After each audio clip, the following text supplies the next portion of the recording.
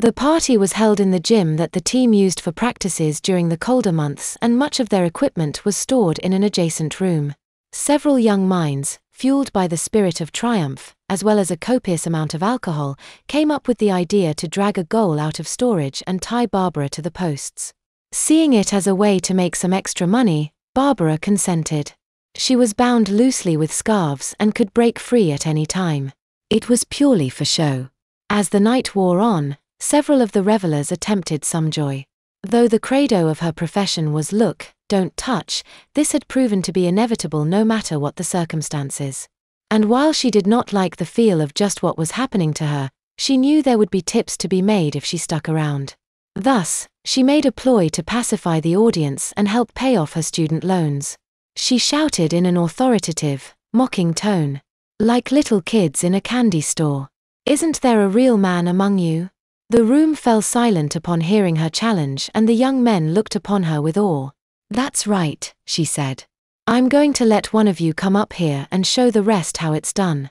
A dozen hands shot up and Barbara surveyed the room with mock interest. "I pick," she said, looking at one part of the room and then another.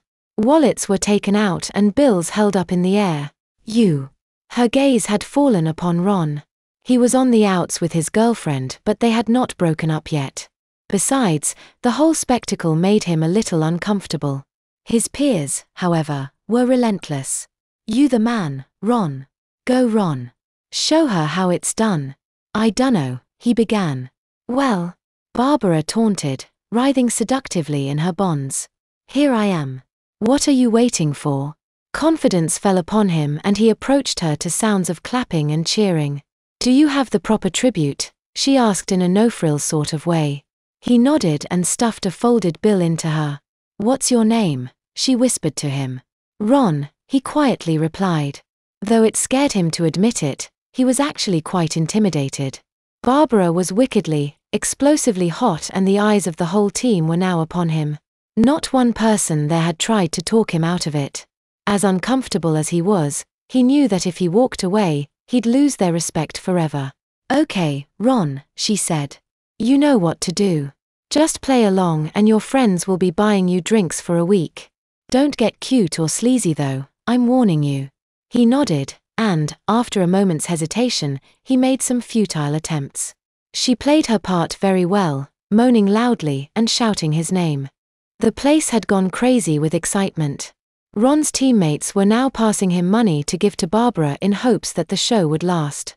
What happened next could not easily be explained. It could have been the alcohol.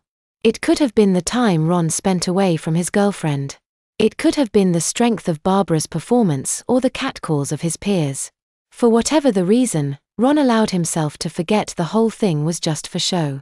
He wrapped his arms around Barbara's slender body and kissed her.